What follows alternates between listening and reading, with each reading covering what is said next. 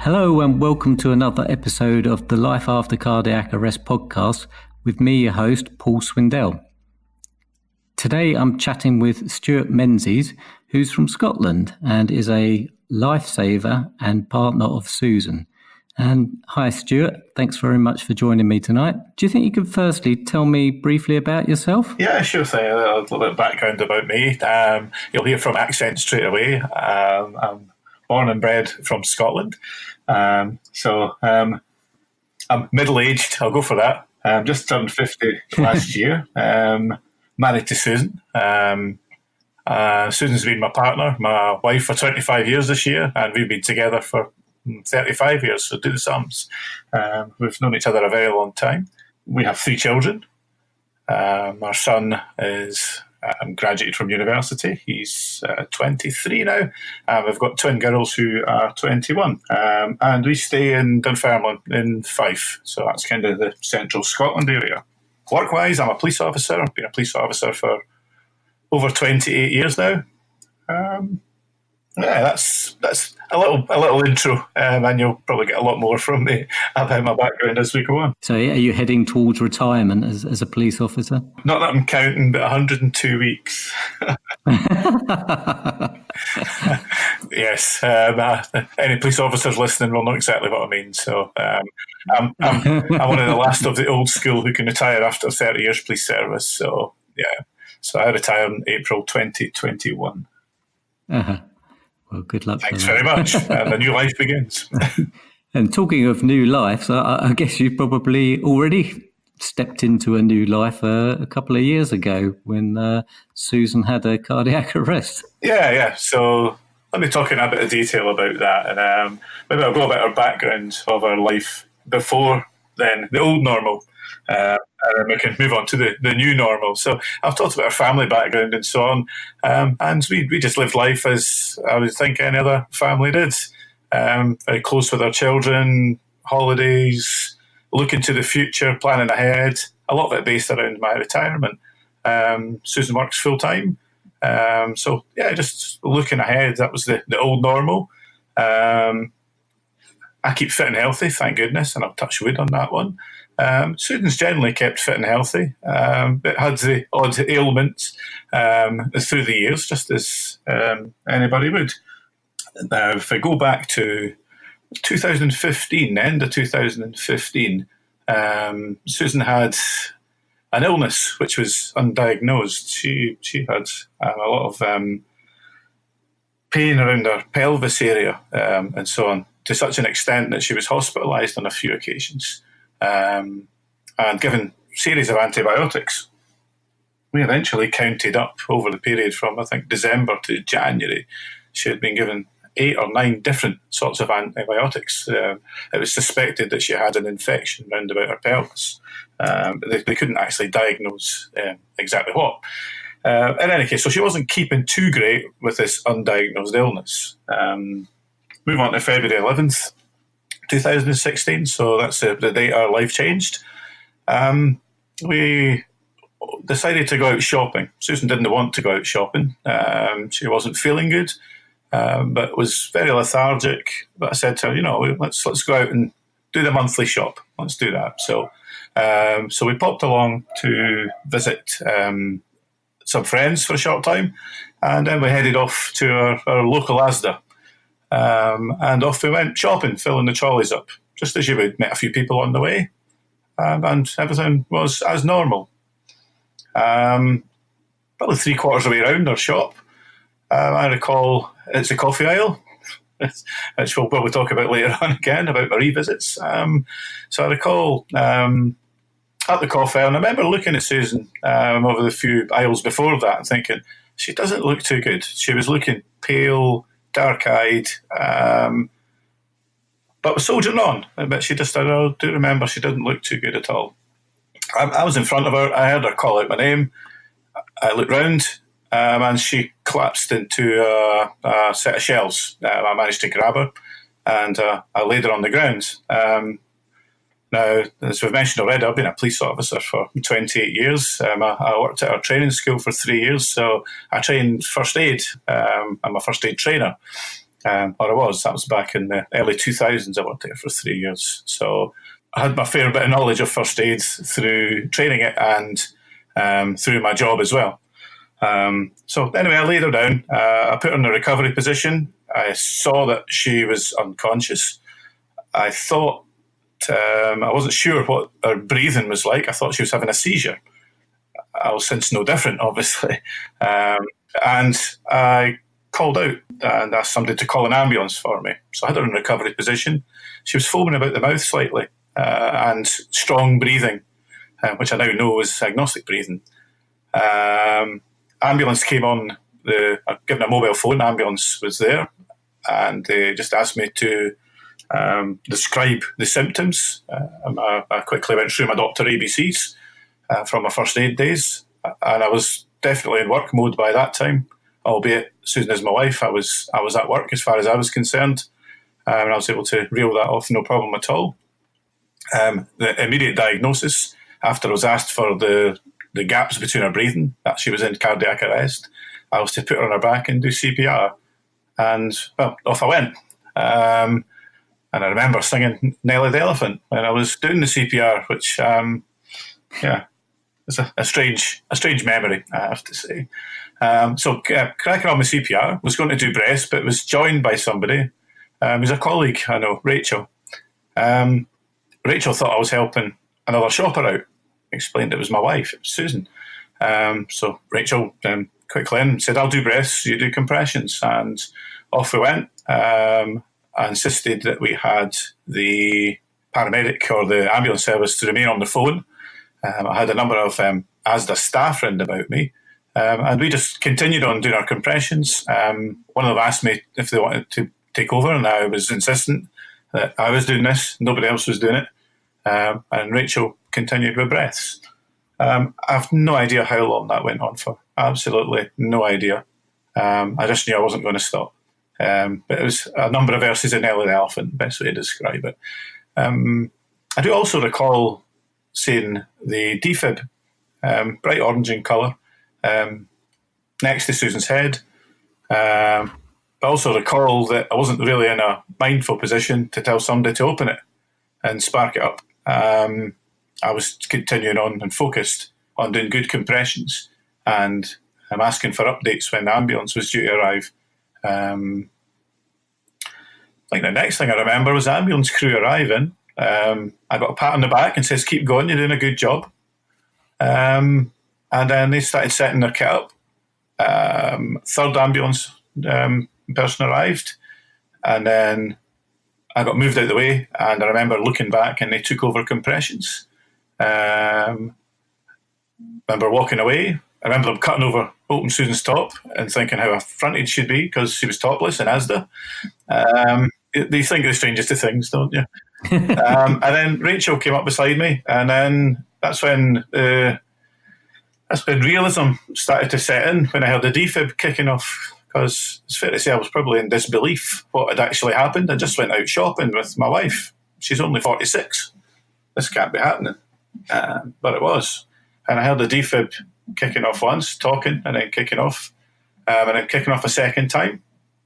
Again, not fully understanding that it would possibly do 2 hits to reset her heart. That was a major shock to the system. Rachel popped down and then came back and told me that they had a faint pulse, but she was alive, and that we're going to be taking her to hospital. So that's kind of the first part of the story of what happened with us. As a lot of partners are aware, it's a pretty shocking and traumatic experience to actually witness. And you're a little bit probably quite unusual in that you saved your wife, but out of the home. A lot of these do happen at home, and it is down to a partner to save the other half, as it were. But it's quite unusual. You're out and about and managed to do it. So it's a well done to you anyway. And you mentioned about the AED being nearby but not being used. It's not the first time I've heard that. and it's possibly something that ASDA should be looking into if they haven't already. I don't. Did you ever speak to them about this? Yeah, well, I did. Now, I think about a week. It was maybe 5 days, 7 days later. I knew I was suffering from trauma, and there were certain things I had to do. And again, it's back just to my 28 years experience as a police officer. I know there's certain things you have to do when you've witnessed traumatic things, which unfortunately, in that length of time I've been in the service, I've witnessed things people shouldn't really see or be involved in. So I knew I had to deal with that. And one of the things was to revisit the location where it had happened. So yeah, it was 5 or 7 days in. I went back to ASDA and asked to speak with the manager. Met the manager, explained who I was, and thanked him for the staff who were there. He told me that the two staff who were mainly involved and assisting me, or speaking with me and so on, had to go home that day, and I did apologise for that.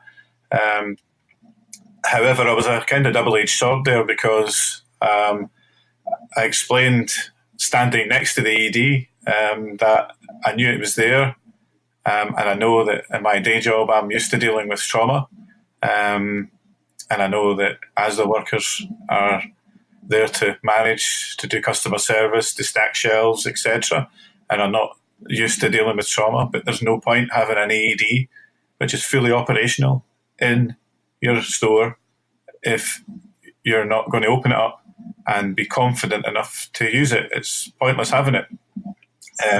Even if you have a very assertive, experienced police officer barking out instructions, you still have to overpower that and do what's right. If it had been set up, I would have went off with it, and that would have been fine. It just stayed in the case, and I wasn't in a position to be barking out instructions. And I offered to come to any of the training sessions and just talk through what had happened and the importance of being that assertive person and setting up the AED. But lo and behold, I've not heard anything since. Yeah, it's a shame. You mentioned that there's a couple of things that, as a policeman, you've been trained to do after sort of witnessing a trauma. One's revisiting the scene. Are there any other sort of like tips you can pass on to other partners who may have been in a similar situation? Not necessarily in ASDA, but anywhere. No, not at all. We have what's called a TRIM process. And you're going to ask me what TRIM stands for, and I really can't remember. So we have specific trained officers. And as a supervisor, if any of my staff were involved in an incident which had a degree of trauma, I would be referring the officers, and it's up to them, it's voluntary, but they generally do go along to take part in the TRIM process. So that would be an independent officer who would sit with them, and they'd have a discussion and get things out in the open, and generally get to the end goal of, you know what, it's okay. However anybody's feeling, it's okay. What you've been through is not the norm, but it's okay to feel how you're feeling. And they generally have a chat and just bounce ideas off each other. So that's a process that we have in the police service, and it's to talk. And as you probably heard already, I'm continuing to talk because it helps me. Yeah. So what happened? You left the story that Susan was taken away by the paramedics, and you were left there. So what happened next? Yeah, there we go. So that was around about 4:20. I think it was February 11th. I think it was a Thursday. So they asked. So Rachel asked me if I was going in the ambulance. My immediate planning heads came in, and I wanted to drive because I needed a car because the hospital was 80 miles away. So I jumped in my car and off I went. I left Susan in the safe hands of the paramedics. Still don't know if that was the right thing to do or not, but yeah, I done it. And I had a car at the end of the day to transport me about. So on the journey through, I was looking in the mirror to see the ambulance. There was no sign of it. I was looking for the blue lights. No sign of it whatsoever on the journey. As I say, it's around about 18 miles. I made a number of phone calls to organise a family. So I phoned Susan's parents, who are elderly, spoke with their father, and advised them only that Susan had collapsed, and could they make their way through to the hospital. I contacted my son. In fact, I said to Susan's father to pick up my daughters as well, because they were both on study leave, just finishing off school, getting ready for going to university. And then I phoned my son and asked him to get in contact with Susan's sister, who also worked in Edinburgh, and make their way to the hospital. By the time I'd arranged that, I arrived at the hospital, into A&E. Again, it's a place I'm very familiar with through my work. Spoke with the receptionist, who was aware that I'd be coming, so that was comforting. What was not comforting was I was put in what I would term as the side room, if I say that in capital letters. It's a room I've been in many times, and not for pleasant things. It's generally the room you put families in who are grieving. So I was asked to go into the side room. So I feared the worst, just from my previous experience of being in that room. A period after that, I would think maybe 10 minutes or so, realism definitely set in there, and I had a breakdown to myself, but I needed to get that out. So, yeah, I had a good cry. And maybe 10 minutes, as I say, into that, a young doctor, very young doctor, came in. That's when you know you're getting old, when the doctors are young. I'm policeman. I remember the first time he didn't even speak. I just said to me, could you tell me if she's alive or dead, please? And he said, she's alive. That's excellent news. Thank you. What's happened? And he says, she's had a cardiac arrest, but she's alive. All right. Okay. And he says, we're working with her just now, but she is alive. The consultant will come and see you in a little while and have further discussions with you. Right. That's good. I've got her family coming. And I just sat and waited, and the family slowly arrived. So, Susan's parents arrived. I remember her mum with an overnight bag, and I always have a laugh at that, thinking you're optimistic. That was the first thing that went through my head. They clearly didn't know what had happened, and the seriousness of what had happened. I just said she'd collapsed. But yeah, all the family arrived, and I explained what was happening. Susan's mum, albeit she's in her 70s, she was a nurse all her life, so she understands, but still that element of disbelief from us all that she's only 46, how can she have a cardiac arrest? There's nothing wrong with her heart. And they were quite right, strangely enough. And the next step after that was a horrible little bit. The consultant came in, a lovely chap, and he asked to speak with me alone. And we went outside, and explained to me that Susan had had a cardiac arrest. She was alive, but she wasn't reacting normally just now, which he generally expected from somebody who had suffered a cardiac arrest. And he was wanting to put her into a coma, a controlled coma. So I went from the ecstasy of she's alive to the other extreme in that short time of thinking, what have I done? I've saved her, and she might not pull through, or she might have a severe disability through a lack of oxygen to her brain. You can't get any more than a roller coaster than that, can you? No. Did they explain why they wanted to put her back into a coma? Or? Yeah. The brief explanation was her body's been through massive trauma, and it needs to rest and repair itself. And the best way to do that is to lower her temperature, put her in a coma, and then check her vital signs, specifically through her brain. So that's what was explained to me. I popped my head in and spoke with our mum and dad. And our mum said, that is not happening to my daughter. I want to see her. Okay. So the consultant was happy with that. So I went through with our mum and my son, I think. I must ask him. Somebody else was there. I really can't remember. So through to the main, the crash area, I would describe it as. in the A&E. And there was Susan. She was lying on the bed. She was wires everywhere. She was moving, but semi-conscious. And I tried speaking with her, and she started to try and communicate back. Her mum spoke with her, and she called out, "Mummy." And Mum kept speaking to her, and she kept speaking back. And the consultant's at the end of the bed with his thumbs up, nodding his head, encouraging us to keep talking. So we did. We just kept chatting with her. And she slowly started coming around. To such an extent, within 3 or 4 minutes, what happened? But what happened? And then that was a phrase that stuck with us for a while. So we got the big thumbs up at that point from the consultant, and he said, "No coma." He says, "No, we're good. That's what I want to see." That must have been quite emotional at that point. Yeah. Yeah. I'm saying nothing more than that one. I'm back. Yeah. No, absolutely. That was a roller coaster from what I'd been through in Asda to managing the family, the journey through. She's alive. She may have severe brain injury. We need to freeze her. Come and see her. Yeah, that's. And what sort of space of time was that? I would think that was about 2 hours in total. Uh-huh. Yeah. I think cardiac arrest occurred around 4:20. So that would be. I think that was about 6:30. I'm guessing, but the last thing on my mind was time.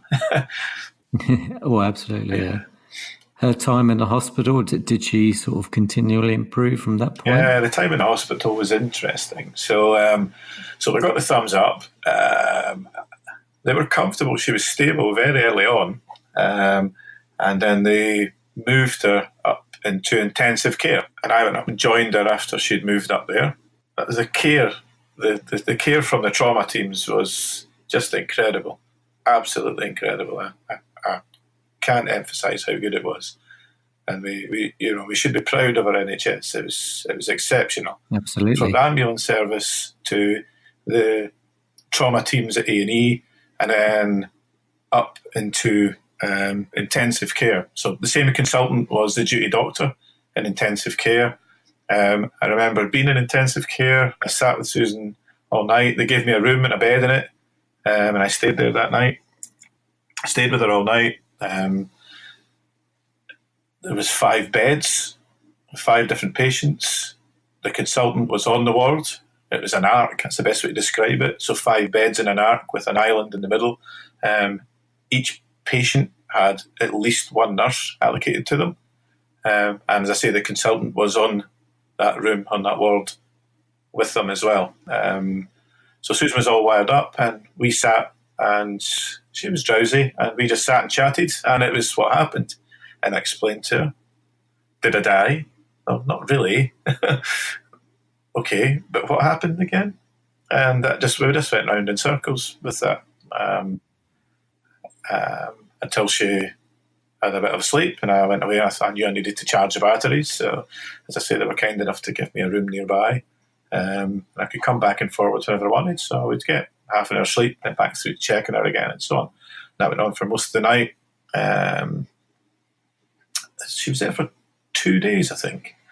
I really can't remember. There for 2 days. Yeah, she was, because I went home in the morning, had a shower, and changed clothes, and then went back again.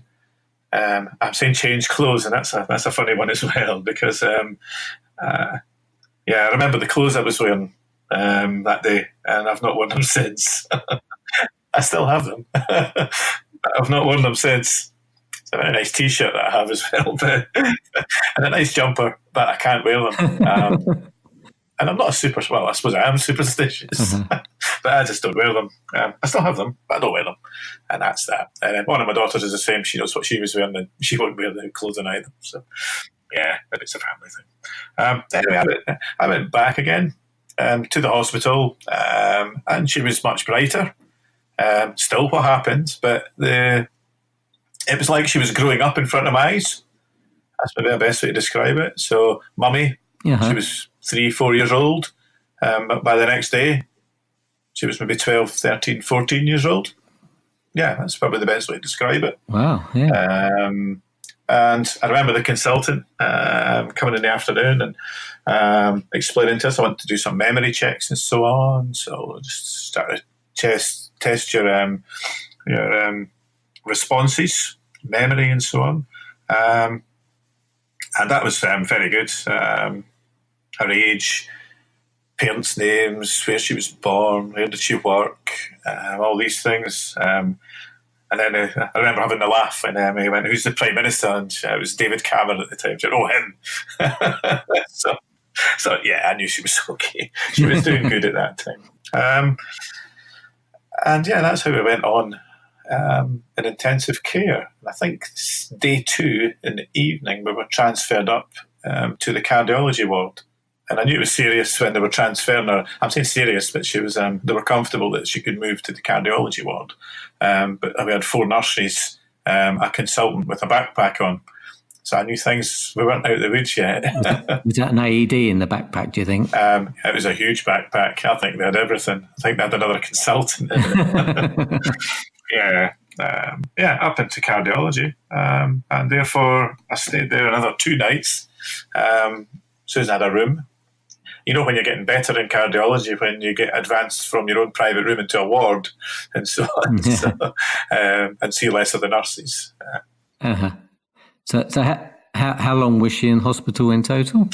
So that was 2 days in intensive care, 7 days in cardiology, and then she was transferred over after 7 days to Edinburgh to have her ICD fitted and to get an angiogram and get an ICD fitted. So had they come to a diagnosis by then? Yeah, well, absolutely not. So she'd been for every test known to man. It's funny, we've had this conversation lately when Susan's asked me what test has she had. And I just said, you've had every test. They've checked you from head to toe. She goes, but what tests have I had? And I know she's had MRIs and so on. And I was told it was head to toe, but it's something she wants to explore. And the consultant that we were attached to up at cardiology at the time, his name escapes me. He was very keen on finding out about electrics. So all the tests were coming back from Susan that they could manage at the local hospital with a negative, very healthy heart. There's no issues here whatsoever. Can't find anything. So he had a lot of theories he wanted to explore in the longer terms because he was very interested in the electrics of the heart. But there was no diagnosis whatsoever. And that's one of the reasons they wanted to transfer her across to Edinburgh. One for an ICD, but they wanted to do an angiogram first. When you said no diagnosis, do you mean that there was no cause for it? So it's no. Idiopathic diagnosis? No, absolutely. All the data they had, the only data they had was from the ambulance defib when they first arrived, and that showed that she was in VF. So they didn't have any history prior to that. So how did you feel about that diagnosis then, and how do you feel about it now? I'm presuming you still don't know. No, we still don't know. Still idiopathic. So then it was quite frustrating in one aspect because it's a question of, okay, will this happen again? When's it going to happen again? And we still have that question to this day. And if it continues on, that will be the question we have for the rest of our lives. The consultant we had at the time was keen, as I say, he was very keen on electrics and he was wanting to do all sorts of tests. He moved on after Susan had her ICD fitted. So none of this has come to fruition. One of our other concerns was to get our children checked as well. Was this hereditary? Whatever it was. But any of the advice we've taken is, well, we don't know what it is, so what do we check for? But in any case, for that part, it was last Saturday, actually, we were driving up to the university to pick my daughter up and bring her home, when we saw a volunteers van. I can't remember what it's called now. Susan Googled it, and it's a voluntary service throughout the UK which carries out ECGs, etc., on children. Cardiac risk in the young, was it? Cry? Yeah, that's CRY. That's exactly it.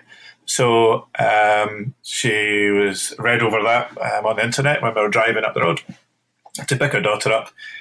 So all 3 children are now booked in through CRY. I think it's next Sunday they go. So we've done it through that way rather than through the NHS to get that part checked. But no, back to the question again. So it wasn't answered. We had hope that we had this keen consultant who was going to carry out all these magical tests and come to a conclusion for us. That never transpired due to him moving on. And our current consultant, who, don't get me wrong, is a fantastic man. We love him a bit. But his focus is on maintaining stability and a good way of life. That's the best way to describe him. And he gave that to us, I think, with his advice and help. Uh-huh. So there's no genetic testing on... No genetic testing on the horizon.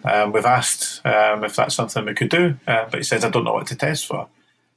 Because you've got no diagnosis. So Susan's angiogram, when she had that, the consultant who carried that out said, I wish my heart was as healthy as yours. No, nothing. And they've had a look to see if she's got any overactive electrical work in her heart and so on that they can do an ablation on. Nothing. Absolutely nothing. Albeit we found something later on, but we'll get there.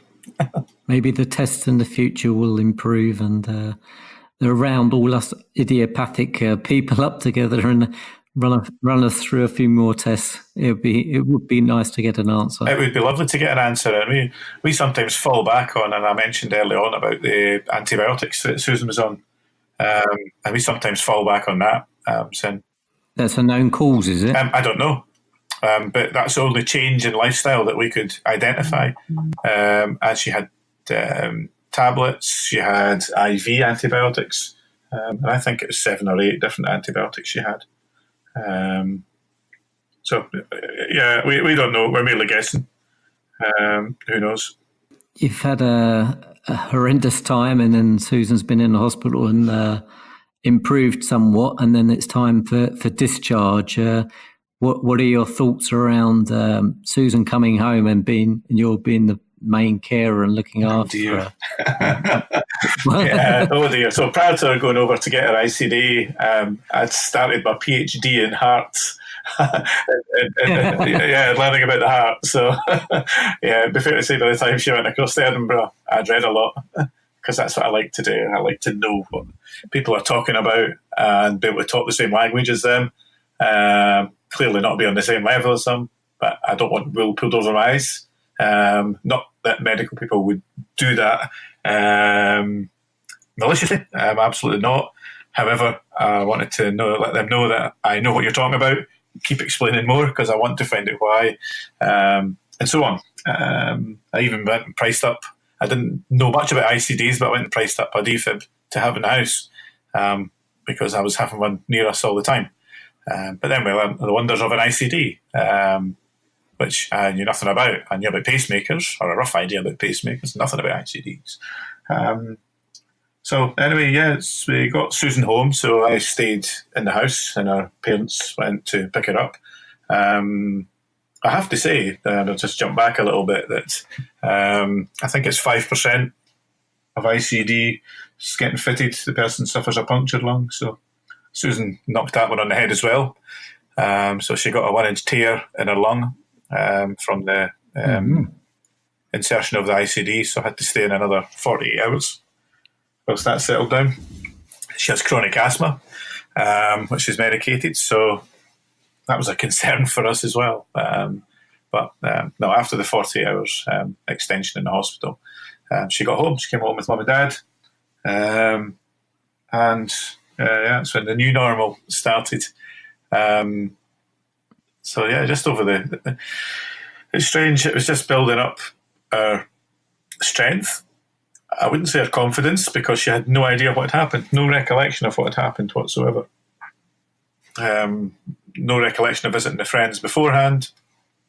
And as far as she was concerned, it happened to somebody else other than she had an ICD fitted and a scar and very sore ribs because I'd managed to smash all the ribs doing the CPR.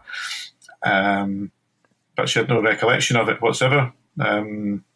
So therefore, very little anxiety, anything like that, because as far as Susan was concerned, it happened to somebody else. Slightly different for me. Again, I could still run it like a camera through my head, a film of what happened. We don't go to Asda anymore. We get our shopping delivered. It's a joke I commonly make frequently. But you did actually go back there. You said as part of your trim, you've been back, but you won't go back there to shop. I've been back a few times to just pop in, and it's on my way to work. When I've popped in, if I'm going to get coffee, milk, but it's horrible. I'm like a magnet. I'm drawn to the coffee aisle. And I just, no matter how hard I try, it's like a sixth sense. That's the best way to describe it. I replay everything in my head when I go in. I don't want to, but the sick side of me does. It's hard to describe.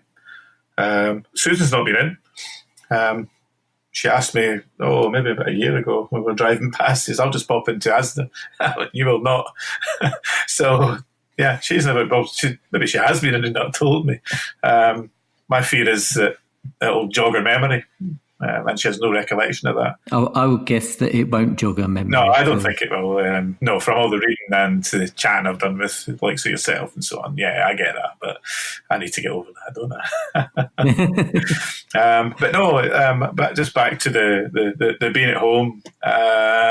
So let me just think how things were there. I didn't have difficulty sleeping, neither did Susan. However, I would constantly waking up, if that makes sense, and I would check that she was alive. It's silly, but that's what I'd do. I think it's quite common, actually. Yeah, absolutely. My wife did it, and I've seen lots of other people say that. Just check if she's breathing, touch her, see if she's warm, which is silly. But yeah, no, that's how life went. And to an extent, it's still like that. Over 3 years down the line. Yeah, I still do that. The question, are you okay? Are you okay? Are you okay? Which I get a row for now, but I still do it, and I shouldn't. But the constant checking on Messenger to see that she had been active, that was the way I knew when I was back at work and so on.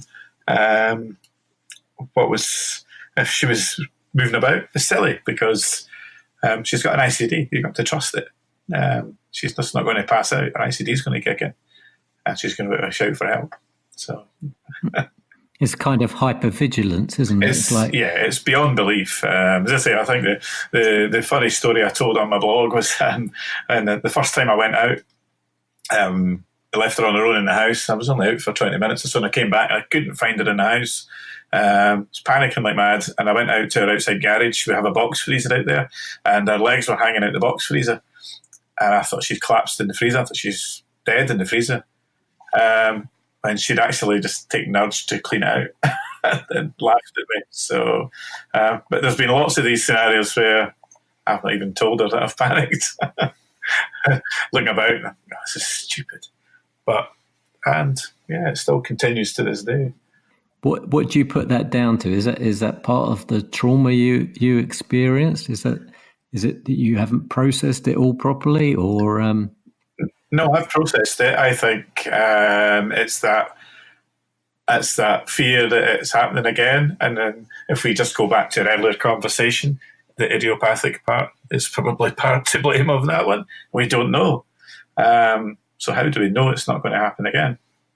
We don't know. And I think that's what plays on my mind.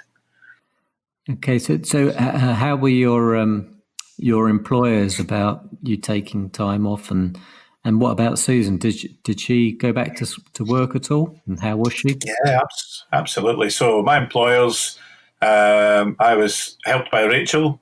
Rachel is a firearms officer who at that time was looking after the previous Prime Minister, Gordon Brown. He stays in our area, and Rachel was looking after him. she'd popped into Asda to buy biscuits to take to the team on her way to work, and obviously went through a rather traumatic experience. You'll see where this is going in a second. So when Rachel got to work, she declared to her supervisor straight away that she didn't feel in a fit mental state to handle a firearm, which is the correct thing to do. Our supervisor knows me very well. I've worked with him for a long time. And the senior officer on duty was contacted so they could withdraw from duty temporarily. And he's a good friend of mine. He contacted my boss. So I reckon I received a text from my boss offering support I just arrived at the hospital. So we do the sums there. Wow. Probably 40 minutes after it had occurred. Well, that's brilliant. Yeah, and that was, forget about work. I know what's happened. Contact me if you need anything. It was all along these lines. And I couldn't fault that at all. I was off work for 3 weeks in total. I did have a debate with one supervisor about me being off work. And that debate, I was advised to take some leave if I wanted to extend it further than a week of being off. And I tried to explain that I'm not, or go to the doctor and get signed off. That was the other one. I said, I'm not ill. I'm not suffering from anxiety or stress. I'm not in a fit state. I was a frontline inspector at the time, and that involves at times making very crucial decisions based on little evidence at short notice. So I was doing a very important job, and I said I'm not in a position to come back at this time to do that, but I'm not ill. You might see me washing my car, you might see me at the shops, but I'm not on holiday either. I'm going through a series of trauma. Another boss, further rank up, I discussed with him. And again, it's somebody I've known for a very long time. And he just said, take as long off as I needed, and just keep reporting through my line management. And it would give me as much support as I could. And that's where it went. I was off work in total for 3 weeks, albeit the final week. I was popping in and doing some odd paperwork and so on.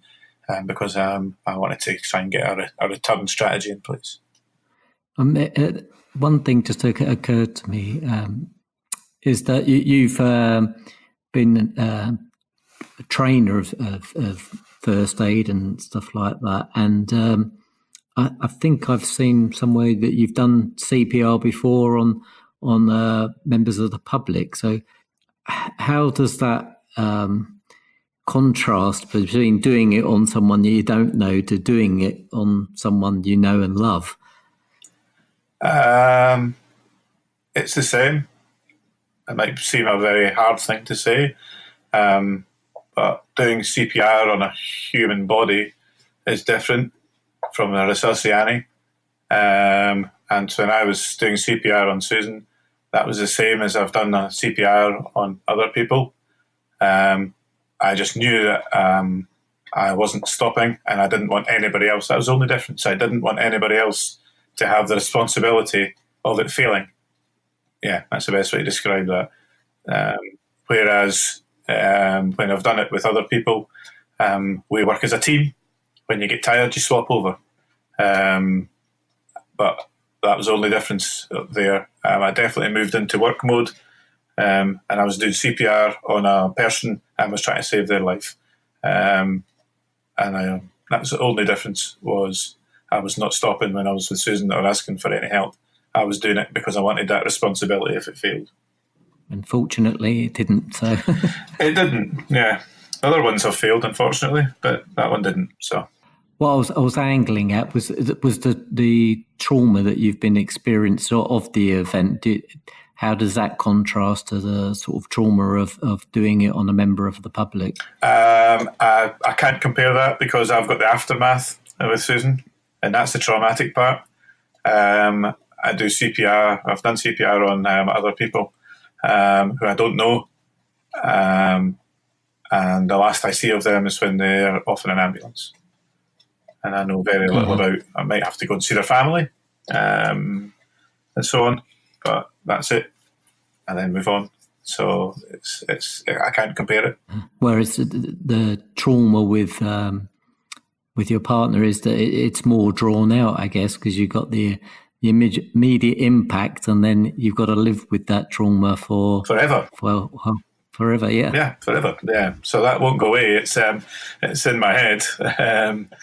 I always describe having my bottom drawer. That's the best way to describe it. So at the moment, my bottom drawer is open. It's unlocked and it's out. And every person who's in emergency services and the military, I suppose, will have a bottom drawer. And that's where you pack things away and you lock it because, as I said earlier on, we see things, are involved in things that human beings shouldn't see or be involved in, and you have to have some way to deal with them. And I pack them away in my bottom drawer and it stays firmly locked most of the time. I used to open it when I was training police officers. I can teach all the legislation you want, but I wanted to share with officers how I felt and how I managed trauma, because I don't think you can teach that. You can only share that experience and give them a toolkit to work with. So when I was training police officers, I used to open the bottom drawer a fair bit as well, and it's exhausting. Yeah, I can imagine. How has life changed for you since the event? Yeah, very much so. So we had a holiday booked for April, start of April, to Lanzarote. It's like a second home to us. We've been there many times. And we were determined we were going on holiday to Lanzarote. But Susan's GP persuaded her otherwise, that it was maybe not the sensible thing to do. Not so much physical, but more for the mental side that we were going through. So we didn't go that April. Susan went back to work in May. She got a phased return. She works very close by, so luckily can walk to work. It's only a couple of 100 yards from our house where she works. So, that's fine as well. And she works in a school, so we knew she was going to have a lengthy period off during the summer for the summer holidays. So strangely enough, we did actually go on holiday that year in July.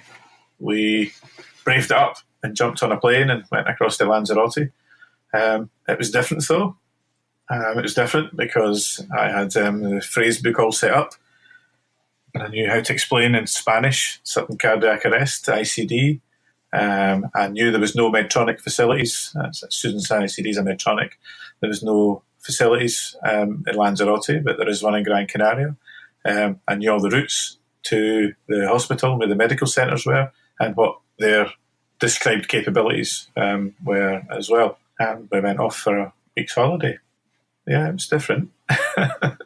Yeah, it was a treat, a punishment treat. All that extra planning you did about the hospital and the routes and everything, is that just your police training kicking in, or is that you being hyper vigilant, or is it something that you'd recommend other people do when they go on holiday, maybe for the first time or any time really? It just gave me that degree of comfort. Was I ever going to use it? I don't know. My day job now is business continuity and resilience, so that maybe tells you why I done that. Yeah. Would I recommend other people do that? Do what you think's right. I've gave you an option. If you're listening to this and you think that's a good idea, and then do it. Yeah. I think for some people it maybe, like you, give you extra degree of reassurance, really. Should anything go wrong, but okay. It's a tricky one. Yeah, it's a tricky one to answer that, yeah. Since you've been a member of the group, you've contributed several times to our blog, which is there've been some excellent articles, and I'm sure it can't have been easy writing about your experience. And can you tell me how you felt about writing about your ordeal? Yeah, sure. And I'd like to jump back a little bit, actually, and move on to the blogs. So if I jump back a little bit, I searched high and low the months after Susan was home, researching, trying to find out more. And I struggled to find out. I wanted to find somebody like Susan, who I could speak to, who Susan could speak to, because I wanted to help her in her recovery. And I couldn't find anything or anybody. And I remember reading an article it was the British Heart Foundation, had a number of articles out, and one of them was from a young lady, Rihanna Brown. And I must recontact her at some stage. I've not contacted her for a while. So I contacted Rihanna and just explained her situation. She's a similar age to her son. And Rihanna had suffered a cardiac arrest at the gym, had an ICD, and she talked through the BHF stuff about her recovery. And she was really kind and spoke with me at length. Susan wasn't wanting to engage with anybody at that time, which I respected and understood, but it helped me understand a little bit more. And then probably in the coming months, I can't remember exactly how, I found the sudden cardiac arrest site, and the whole world opened for me. We weren't alone. There was lots of people out there. And it was a huge relief for me. It was just great to find there's a whole community out there. And when I started explaining that to Susan, that, we're not here on our own at all. And it is unusual, but there's lots and lots of people out there. And that's why I wanted to contribute. I wanted to share my story with other people, because we're now 3 years down the line, and people will be at the first week, the first day even, just now possibly listening to this, or going on to read stories. And that's why I wanted to write a blog. It helps me deal with things, to speak about it. That's why I write the story out. I wanted to document it as well, for the future, so we could refer back to it. And that's why I'm speaking to you here today as well. It helps me, and I'm hoping that it will help other people who are not I wouldn't say I'm at an advanced stage, but who are at an earlier stage, and letting them know that you're not alone. It's okay to feel how you feel, and there's other people out there that are in a very similar boat who you can share experiences with. Indeed. And I think you're sort of hitting the nail on the head that when you are out there, that relatively speaking, there are very few cardiac arrest survivors in the country. I think it's approximately around I believe 100,000 cardiac arrests a year in the UK. Half of those, I think it is, that actually get attended to, and only 8% actually survive. And I believe probably in Scotland at that time, the survival rate was probably lower than the national average of about 8%. I know you guys have had a program the last couple of years to improve that considerably, and Carol Smiley and her new song, and a lot of other AED and CPR initiatives going on, I think. Yeah, there's quite a lot here. So every dentist in Scotland has an AED now. There's a number of first responder groups have databases with the locations of the AEDs. So that's all good. Just jogged my memory, because I remember my first day back at work, after I'd been off for the 3 weeks. You're talking about AEDs there. We have to do a refresher course each year in our officer safety, use of our force, etc., and also first aid, CPR. So guess what my first session was, my first day back? Who scheduled that, eh? I did. Yeah. No, I did. And we quickly go over CPR. But that day I sat and told the story of what had happened 3 weeks prior to it. And officers there paid a bit more attention. When I taught first aid at the police college, I know I digress, but when I taught at the police college, I taught officers from the minute they came in the door with a business suit on to the minute they left. I taught them how to be a police officer, and that meant teaching law, it meant teaching first aid, communication skills, how to get fit, everything to be a police officer. But I always said when I was teaching CPR and first aid, this is the most important lesson you will ever do as a police officer, because it could save a family member's life. And I always started we do a 5-day first aid course for each police officer, and I would always start day one of the 5 days with that phrase. It came home, didn't it? It did, yeah. In a big way. Yeah. I guess doing the CPR training that you do regular probably helped in the actual event, didn't it? Yeah, absolutely, because there's no time to think about trying to remember what to do. You've got to move straight into it. There's time, as you know, is of the essence. Every second counts. But unfortunately, when emergency services respond, whether it be police, fire or ambulance, whoever gets there first have to do something, and we have to know what to do. And there's no time to sit back. You've got to make instant split decisions and react to the incident you're at, and justify why you're reacting to that incident in the manner you are. And that's all down to good training. And each of the emergency services, certainly in the UK, we have exceptional training. Uh-huh. And you mentioned a little while ago about the AEDs program in Scotland, and you've actually contributed to that, I believe, by setting up some of your own program for training and funding AED. Yeah, we have. So we stay in a small village, population of 3,500, and we wanted to give something back. Susan's good friends. Susan used to sit on the school board at the high school, and a lady she met there and became good friends with she leads a first responder group. So when Susan was well enough and I was well enough, and that's what I describe it, we wanted to give something back a little bit. So we've arranged now, I think it's 4 CPR sessions. So that's around about 70 or 80 people we've had trained through the voluntary group. People make donations to that group. Susan Good Honour on a school training day got the first responders into the school, and all the staff were taught CPR as well. And she stood up and told her story, which I think that was the first time, and I'm very brave of her to tell her story in front of her peers. And through the local community council, we raised sufficient funds through donations from local groups and purchased an AED, which is now situated in the village.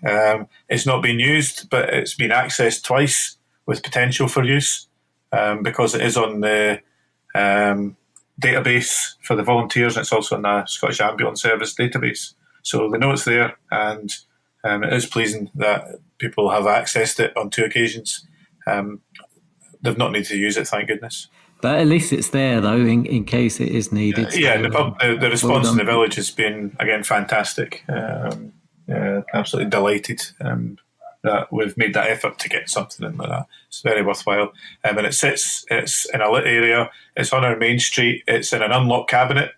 And must be there about nearly a year now, and it's been respected, thank goodness. Good.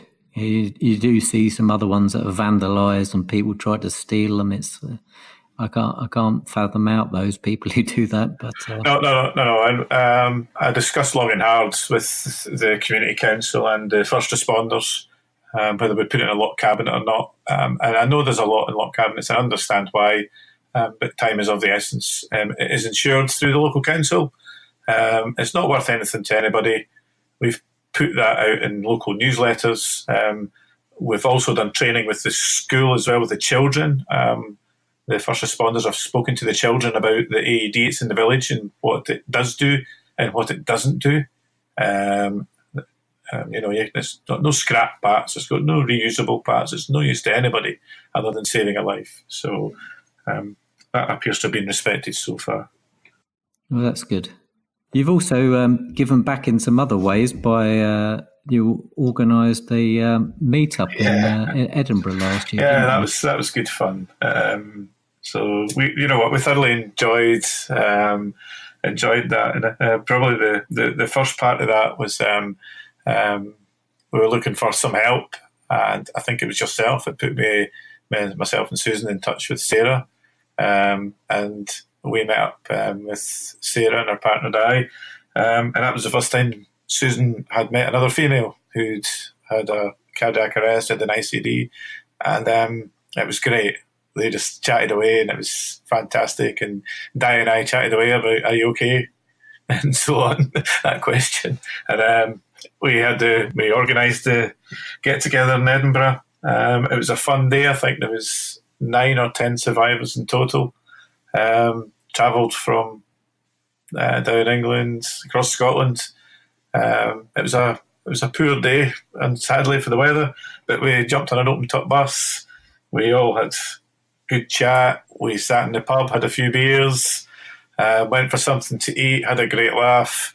Met the Grim Reaper, as some people have seen the pictures on the Royal Mile in Edinburgh, which the survivors had to get the photograph taken with. It was a really good day, and we all felt really fulfilled and satisfied by the end of it. So it's something you'd certainly recommend other survivors and partners and other family members do. Yeah, you never know when you're meeting people who you don't know, but you've all got something in common. You're maybe just not accepting that, but whether you're a partner or a survivor, you've all got something in common, and it's not as if you've nothing to talk about, because everybody's got questions, and they'll always have questions, so there's always something to talk about. It's not like walking into a room where there's a lot of strangers. Absolutely not. You've all got something in common, and no matter how good your conversational skills, how shy you are, you'll find somebody to talk to. Indeed. And one of the other ways that you've given back, apart from the actual blog post, you actually did something at my behest, which was, you probably hate me for it now, but was actually to write about the DVLA, bearing in mind your legal background, and because it's a topic that crops up time and time again in the group. I'm sure you know. Yeah. It came up yesterday, wasn't it? Yeah. Driving, everyone just seems to get so confused about it. I don't want to go into it, the detail of it now, but you got any thoughts about how the process can be improved?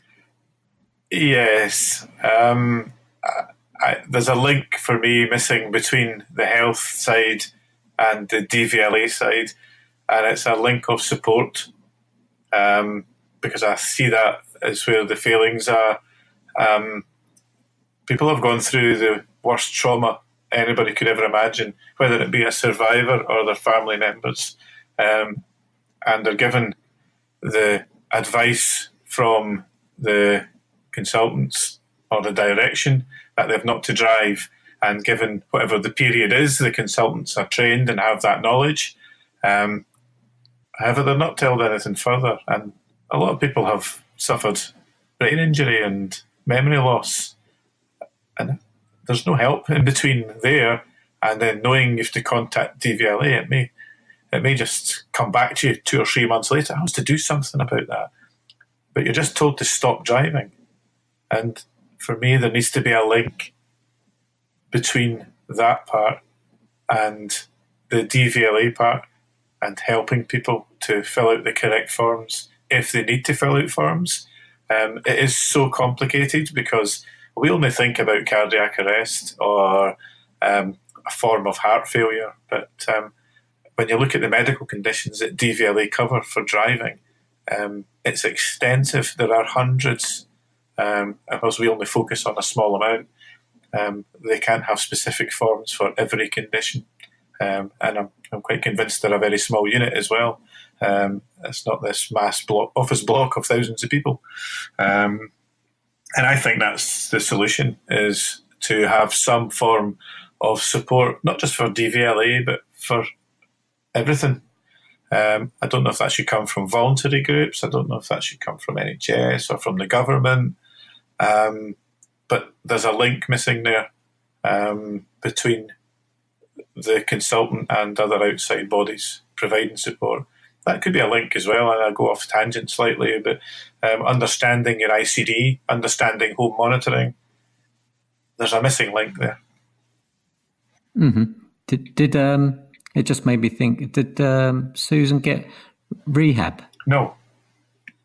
That's the best way to answer it. Absolutely not. So for psychological aspect, no. We've not went into depths, but Susan had a relapse where she went into VT, and that brought on anxiety. So rehab for the initial cardiac arrest, from the psychological part, none was offered. The second part, where she remembered her whole incident, we were put on a waiting list for NHS. That was taking far too long. So luckily enough, I had an avenue to approach through my work, and she received counselling through a scheme from my work. And that was very, very important on our road to recovery after our relapse, our first relapse. Physical rehab, absolutely nothing offered again. Now, bear in mind that I could see why that happened, slipped through the net, so she hadn't had heart attack as such. She was working through 2 NHS trusts. So her initial recovery period was in one NHS trust, and her ICD and her angiogram was through another NHS trust. So there was a failing there.